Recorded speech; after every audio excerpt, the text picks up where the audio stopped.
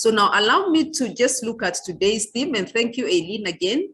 You've made it very easy for me because you've actually introduced a lot of what I needed to say.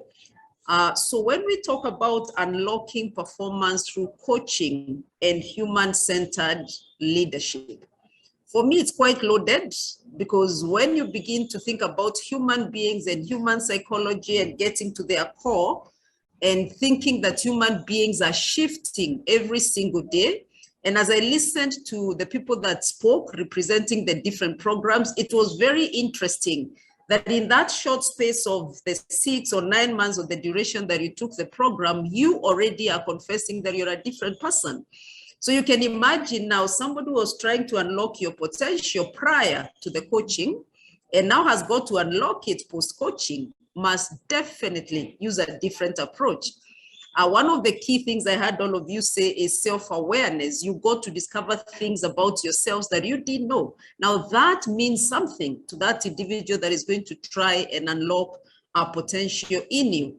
Others said, you know, there are things that have been in the freezer for a long time. Finally, now we went on and executed because something was unlocked. Something, you know, came to the fore. And that is why for me, as I was reflecting on this theme, I thought it's a really loaded theme because one, it speaks about people. You're unlocking performance. This performance is about people.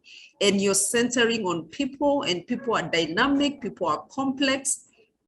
But thankfully, because coaching, as Aileen used to tell me when I was in class, I don't know if that still holds, is dancing in the moment. It gives you the skills that helps you to dance in the moment. So it really doesn't matter which path it takes. It doesn't matter where you turn. As long as you've got the coaching skills, then you will actually be able to tap into it. And I remember she constantly, and I believe she still says that, she used to tell us, trust the process. And for those of you who've practiced coaching, you know, sometimes you actually begin to wonder, are we gonna get anywhere? You know, with the sort of twists and turns the conversation is taking. But I think from experience, I've realized you take a lot of detours, but trust the process and you still get to where you want to go. That is where, as I was reflecting on this, I thought, you know, with the coaching skills, yes, we are home and dry. We could actually unlock performance and we could still be human-centered. And I like what Aileen said, high performance at what cost? But the beauty is it is not mutually exclusive. We can still get high performance, be human-centered, and have the human beings and not human doings, as Aileen said, and that are fulfilled. They don't have burnout. Families are not breaking. Relationships are not breaking. So I just want to take a shot at the few minutes that have been given to see how can we walk that journey. What are some of the things with the skills that we have acquired that we can take away? And you hear me reference Aileen a lot because she's touched on the things that had actually run through my mind. And as I was looking at this theme, I saw 3 parts to it. There's the part of unlocking performance, which for me spoke to the what. What do we want to achieve? It's actually to unlock this performance. And then I saw the second part, which was speaking more to the how. How then do we unlock this performance through coaching and human-centered leadership? And then I asked myself, so why is this unlocking performance important? And because I'm speaking to coaches, you will notice I'll throw in quite a lot of questions.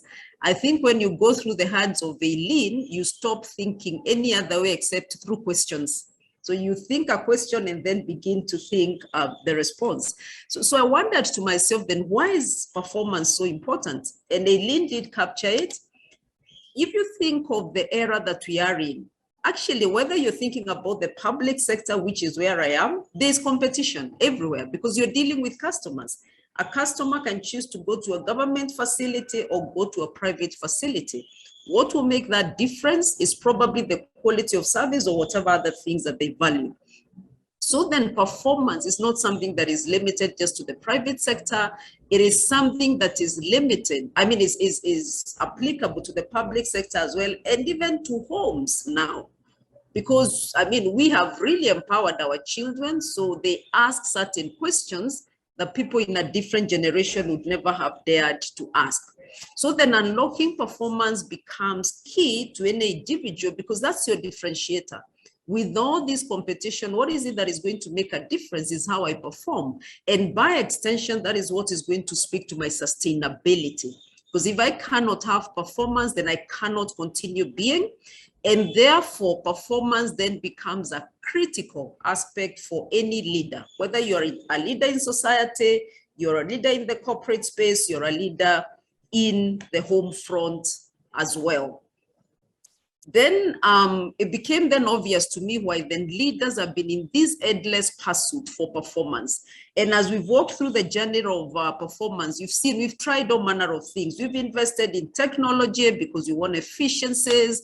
We've gotten into partnerships because we want to increase our market base. We've gone into the regional and global space because we want to increase reach. So we've done all manner of things to actually make sure that we achieve performance. Now, from my own observation, one of the things, again, as I was reflecting on this and just thinking through my own personal experience, I wondered then, because we are so knowledgeable about performance, we are knowledgeable about systems, why do we still have business failures? I mean, you know, businesses that are sometimes very well entrenched and so on. And what occurred to me is, if then this performance is going to be sustainable, it's got to be holistic as well. For a very long time, we focused on finances, we have focused on systems, we have focused on processes. It's actually just recently that people have become a factor. And now, and if there are people in the HR space, they'll bear witness that there are now a lot of studies in the HR space, and it is now a confirmed fact, empirically backed, that actually people are the primary contributor to performance or to growth and profitability, however you measure your performance, whether it's market share, whether it is profitability, whether it's growth, whether it's geographical expansion. Sorry, excuse me, people remain at the center of that. Then it's not a wonder then over time we have seen a greater shift. I want to believe part of the reason that some of you enrolled into this coaching program is exactly that. How can I get better at what I do? How can I get more from my team? And if you look at universities, you look at business schools, you look at institutions, there's a lot of investment now are going into the people development space. Why? Because it's now apparent. Because in the 1980s, when these a lot of studies were done in the people space, is when it became clear that for organizations that seemed to be doing better than their peers, because the systems had more or less normalized or matured, the processes and so on. But when studies were done, it was actually verified that for organizations that seemed to be doing better, the differentiator was the people factor. So then it was concluded that the value for organizations was increasingly now shifting from capital, from machinery, from markets to people. And over time now, as a result of that, and I'm just walking us through this journey so that then we can contextualize this, as a result of that, we've seen growing focus on people. Suddenly, organizations started to have what was then called personnel departments.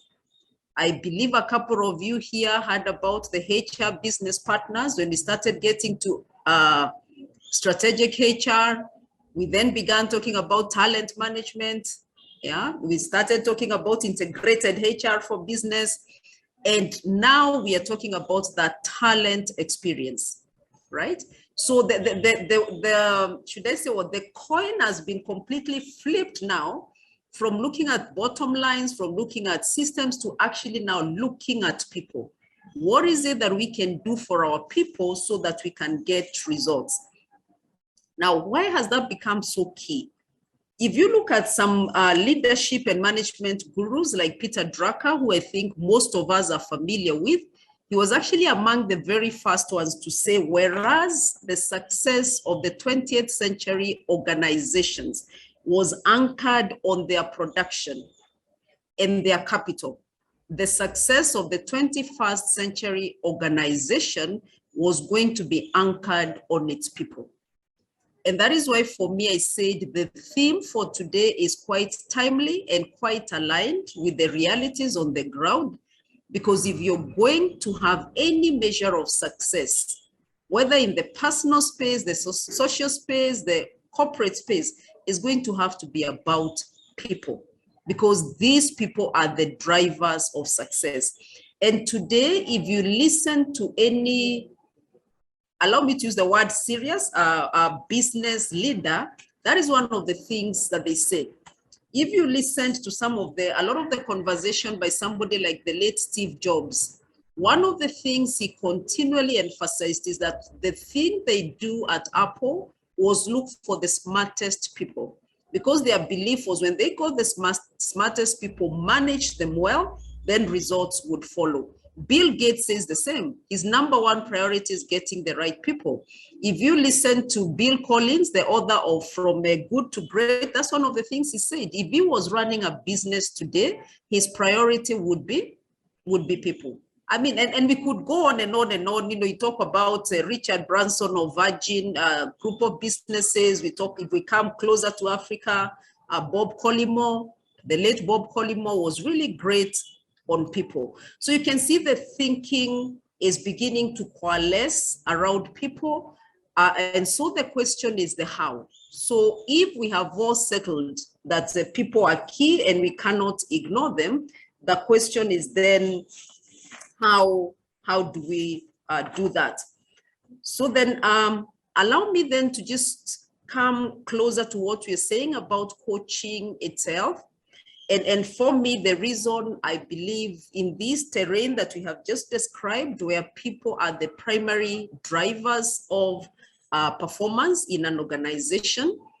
And if you look at statistics, actually, because it's one thing to just make nice statements, because in the 80s, 90s, that's what a lot of organizations say, that people are our greatest asset, but they didn't really put their money where their mouth was, so to speak.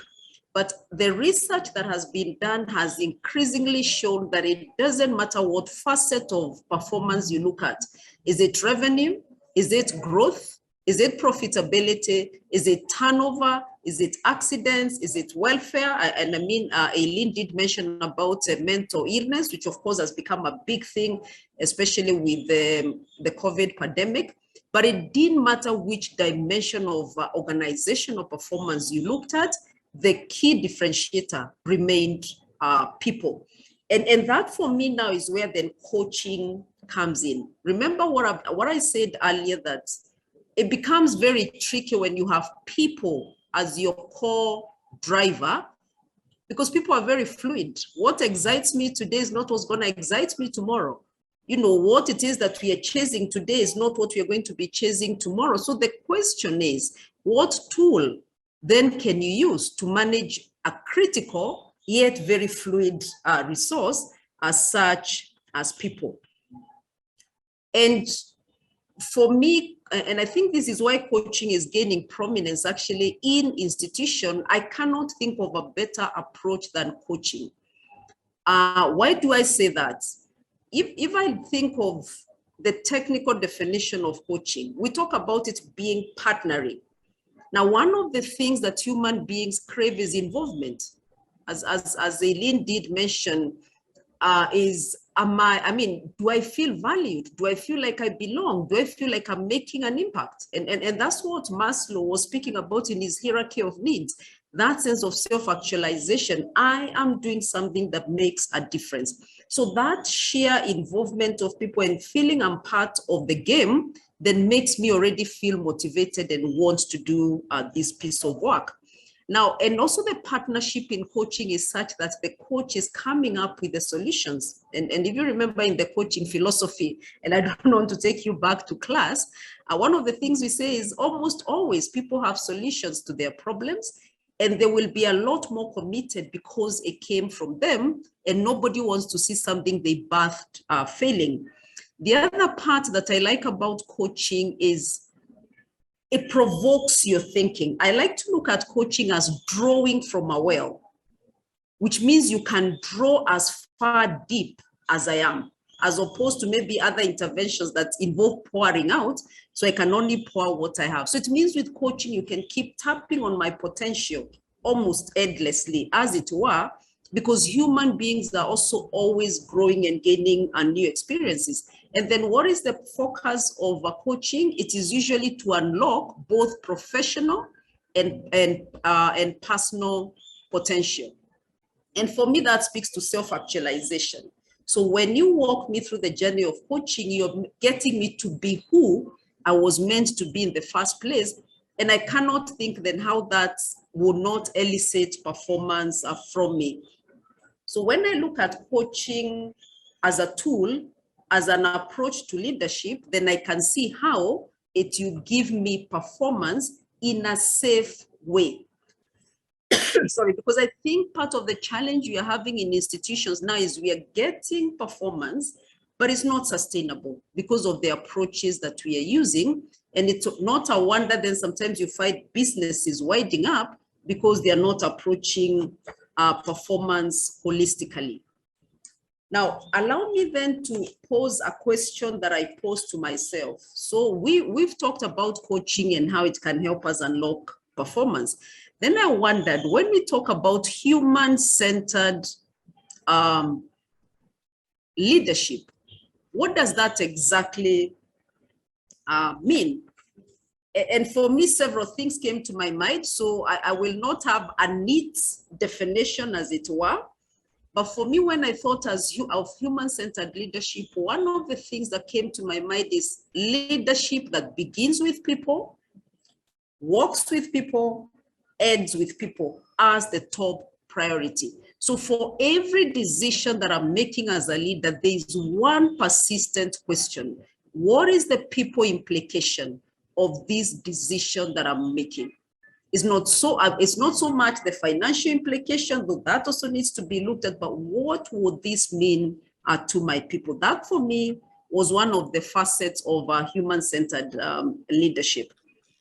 The other one for me is a leadership that plans, executes, and measures with people in mind, so that its people are embedded in all your decisions. When you sit in the boardroom or at a retreat to make strategy, there is that screensaver, there is that banner that is asking for every decision we make, what shall it mean for our people?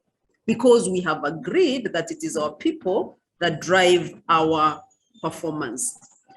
Now, very fundamentally for me, because I think this is one of the areas that businesses have shied away, human-centered leadership for me is also a leadership that recognizes every individual is different. Every employee that you have in your organization is an individual. And instead of that scaring you or deterring you, you still say, anyhow, I am gonna invest in tapping into this potential. Because I can tell you, coaches, performance will come actually out of the variety, not out of the uniformity. Those of you who've encountered me in class, I like to say businesses like to hire peacocks, but they like to manage penguins. Because with penguins, you have uniformity, so it's very easy. You know, it's an assembly line, but the value will come from the variety of the peacocks, because that is where the differences are there. It will stretch your capabilities, but it will also yield value. So for me, one of the hallmarks of human-centered leadership is a leadership that recognizes the differences of individuals, but is still bold enough to take that investment to manage or to give each of these individuals an opportunity to maximize their potential. It's gonna cost, but it is also going to pay. Now, a lot of organizations that have centered on people, if I just give you one statistic that you will come across, research done by the PwCs of this world, Deloitte, Gartner, McKinsey, a lot of the leaders in people research say that in organizations where they have human-centered or people-centered approaches, very often they will yield revenues 2 to 4 times above their peers that do not have the same. So you will invest in the people, yes, and it's gonna cost, but it will impact your bottom line positively. So it is a worthwhile investment. Now, I also want to say human-centered leadership is a leadership that sees people not as a cost, but as an investment. And an investment you always want to keep growing, not reducing. And I think because of the effects of COVID and also the other changes that are happening, I wouldn't leave out saying that human-centered leadership is also a leadership that realizes if I am not well as an individual, the business is not well. So the wellness of the business, the continuity of the business, sustained performance is a factor of my wellness as well. And I think this was illustrated very, very powerfully during the pandemic time. During the pandemic, it was not the systems and the processes that really helped. When the lockdowns were announced, there wasn't very much you could do. It was actually the agility of the people that made sure that there's this whole new environment that has been thrust upon us, but business must continue. So the question is, what must we do to continue with business? Now, let me also say, if you as a leader do not have any other persuasion for using a human-centered approach, perhaps the generations coming to work will force you to do that. If you look at Gen Z, you look at the latest one now, I'm told is called Alpha. They're a very different generation. They're a very self-aware generation. They're a generation that is puts premium on individuality. They don't want to be lumped together with everyone, right from their dress code to where they live, to where they eat, to everything about them. They just want to be that distinct individual. They're also very big on achievement and recognition. And of course, on things like justice and community and so on. What it means then, the systems we have now of command and control will actually not hack it for these individuals because they want personalized attention. They want a personalized approach. And because of the exposure they've had, if you think of systems, I mean, you can log in and you can tap into, you can make a menu basically in their world because technology has made that possible. So then what it means at the workplace, we cannot then have an assembly line sort of approach. We must get into the space of personalizing our approaches to these individuals. And for me, that is now where I see coaching and human-centered leadership converging. So I see human-centered leadership as a challenge that leaders have, and I see coaching as a solution that is coming to then speak to this issue of human-centered, because coaching is about the individual. Now, let me just highlight these. And I know when Claire and a few other people were speaking, we did talk about VUCA, and VUCA is real. But I want to mention this to the leaders that a lot has changed, but there's one thing that has not changed. And this is why, for me, the human-centered leadership becomes critical. The human need for connection, the human need for feeling valued, the human need for recognition has not shifted at all over the ages. And it doesn't matter how much VUCA we experience, I believe that need will remain. What perhaps may change is how we speak to that need. So allow me then, coaches, to let you know, just in case you didn't realize, I believe you have just acquired one of the most important, if not most important skill for this season, but also for the years to come. Because as VUCA continues, you need personalized approaches. You need agility to be able to speak to VUCA. And that, for me, is what coaching gives to you. So then you might then want to ask, so what? So I just want to pose 3 questions because I'm speaking to coaches as I wind up with my discussion, with my speech. I want coaches to ask themselves, what really, and if I had a slide, that word really would be underlined and bold and perhaps in red, what really gives rise to performance? I know in a typical coaching class, the coaches would answer that, but allow me to answer. What I've realized over time is there are 3 things that must converge for you to get performance. The work itself. What sort of work are you giving to your people? Is it work that motivates? Is it work that actualizes them? Is it work that speaks to their values? What sort of workplace are you requiring these individuals to deliver the work in. Of course, now we've gotten into the space of hybrid and so on. So what does that mean to a human-centered leadership? And the third element that must converge for you to get performance is the workforce itself. Who am I hiring? What makes them tick? What must I do for them to give me performance? So coaches, allow me to submit to you that where those three converge, that is where you get performance. So if you're thinking about unlocking performance, you've got to ask yourself, what is the work like? What's the workplace like? What's the workforce like? Let me pose the second question to you. Now that I know what gives performance, what is my reasonable response? What should I do?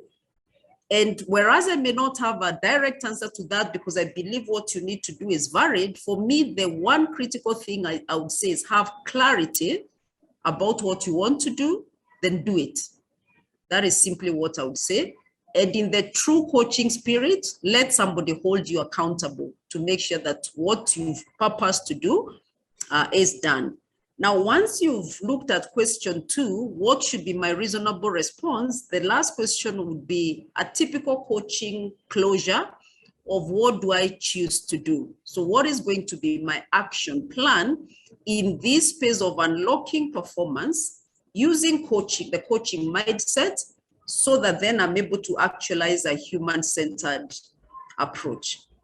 And as I conclude, allow me to say, graduates, that the greatest success that you will have as a leader, or as a human being for that matter, is in helping the people you interact with become who they are meant to be. And that for me is where coaching comes in, because coaching, you walk the journey with this individual like an onion, peeling them bit by bit until you get to the core and they become who they need to be. And I say to you, because you've acquired this skill called coaching, it actually puts in your hands an effective, attested, proven, and safe tool to help individuals become who they should be, to help you also become who you should be. And let me just say, when you impact one individual, I would like you to realize that you're not impacting a person, because every individual represents generations. So when you impact this individual, you are impacting generations. And for me, this is how sustainable marks are made, and this is how legacies are made. So you've actually just been given a tool that is very effective in helping you leave a legacy. As I close, allow me to end with a scripture from the book of James, chapter 4, verse 17. And it says, if anyone then knows the good they ought to do, I'm sure you can already tell where I'm going with that. If anyone then knows the good they ought to do and doesn't do it, it is sin for them. I didn't say it, the Bible said it, so let the reader beware. So once again, let me just say congratulations to the graduates. What you have achieved today is no mean feat, but the effect is even going to be that much greater if you apply James 4:17, as we have just said. So let me say congratulations. Thank you very much for this great opportunity. God bless you, and go ye and conquer the world. Thank you very much.